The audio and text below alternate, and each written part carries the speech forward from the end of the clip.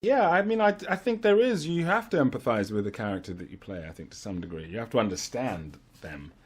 You have to understand what is going on. And I think for me, I think with Scar, there's always that thing about power and status that is in all of us, a need for that, a wanting for that, a longing for it, and some of that is important. You know, some of it is important, and most of us can keep a lid on the unhelpful extensions of that.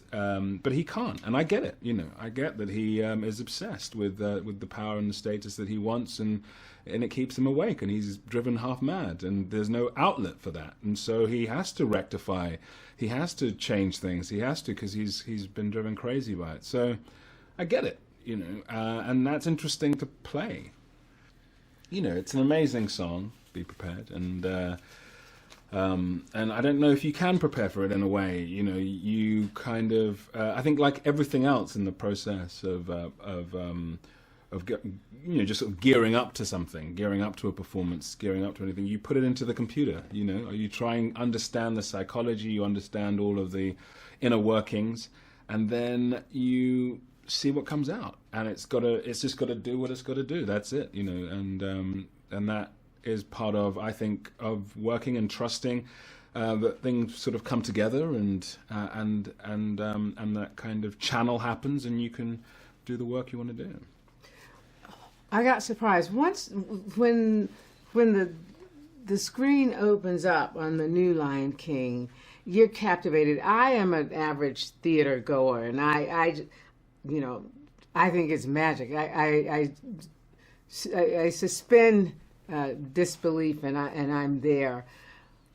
So I wasn't conscious, but I know that when the three of them are going across that moon, I remembered that from the first one, Hakuna Matata, Hakuna, and you see their silhouette. I just yelled out loud with a lot of other people.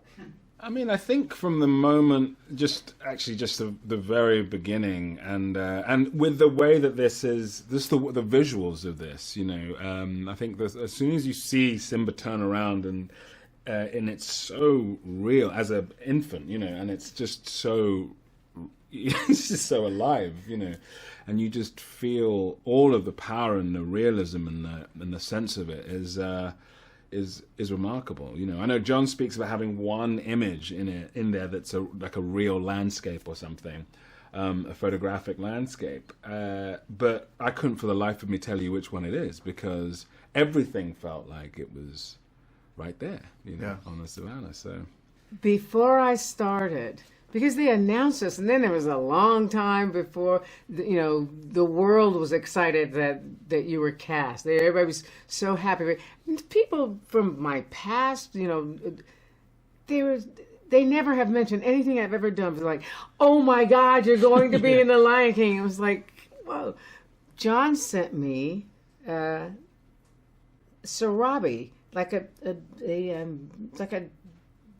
little figurine of Sarabi herself, what she was going to look like, and it was on this slate, like on Pride Rock. So he sent it to me in the mail, and when I got it, I just thought, there she is. I have to honor her. I gotta do her justice.